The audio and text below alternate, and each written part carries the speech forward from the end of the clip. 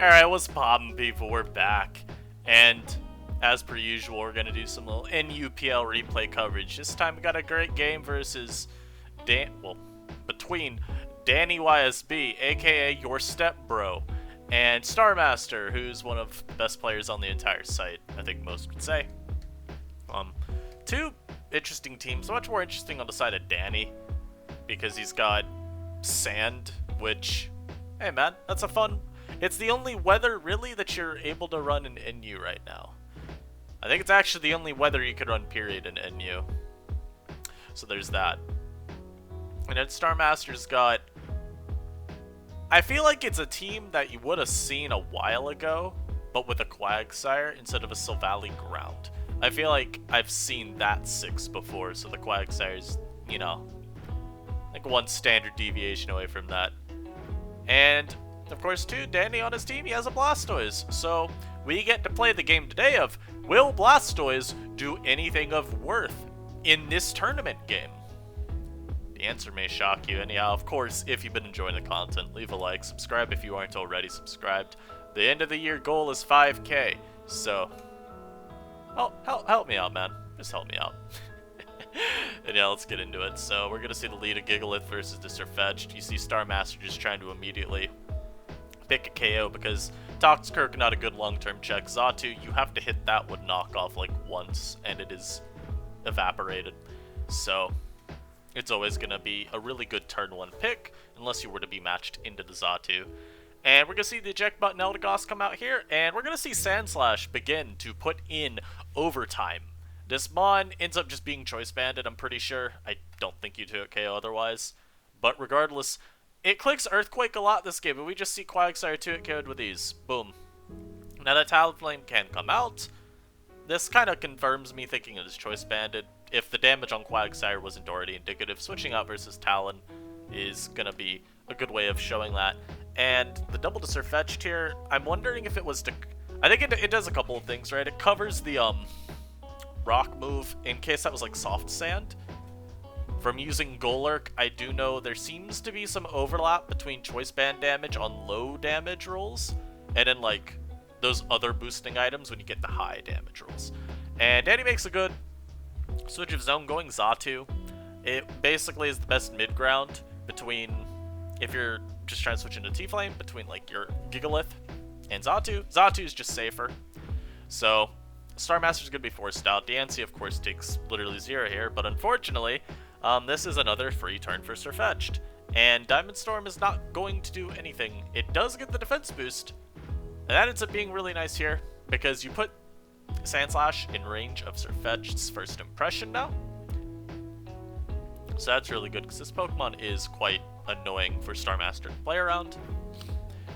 And a Gigalith will come out here, finally get rocks up. That's just generally nice. I mean, extra chip on extra chip on Sirfetch'd, when you combine both Stealth Rock and Sandstorm damage now, will make the Mon just a lot more easy to contain. Unfortunately, we just see the Talonflame just come out and immediately defog, so hey, there go the rocks. But the Gigalith now here is going to do a pro gamer move. He's going to go for the Gravity. And this Sandslash is really being set up for success here. Obviously, rocks can always go back up here. The Xatu is once again pretty free to switch in. Gets crit by knockoff. I doubt the crit mattered. Xatu's bulk is really bad. But all this matters is Sandslash now has a couple of turns to do whatever. You know? You got Gravity up, so Talonflame isn't to switch. Obviously, a Scavalier isn't to switch in. I guess he could have gone to it there. But Sirfetch'd is just better, because you want to make sure when using a Pokemon like Sirfetch'd, try to maximize your wall-breaking chances. And as we established right at the beginning, this team doesn't have a truly good fight resist, so hey, get this Mon in, use close combat, you're going to be doing a lot of damage. Toxicroak's response, and I think this is Scarf, especially here when it reveals the Earthquake, just kind of solidifies my belief that, yeah, it's Scarf Croak. And it makes sense, because the team is pretty slow outside of Sand. You know, Eldegoss is not a fast Mon. Xatu will run speed, but it's not something like Talonflame, where it's just super fast.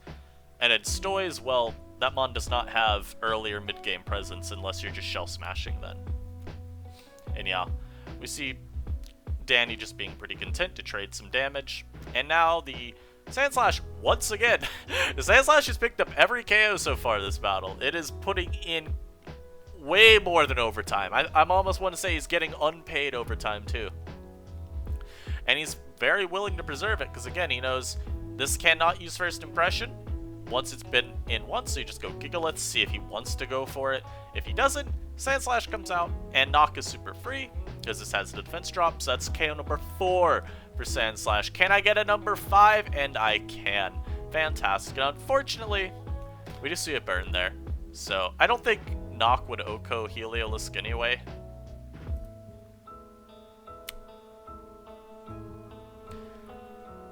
It might have been a damage roll.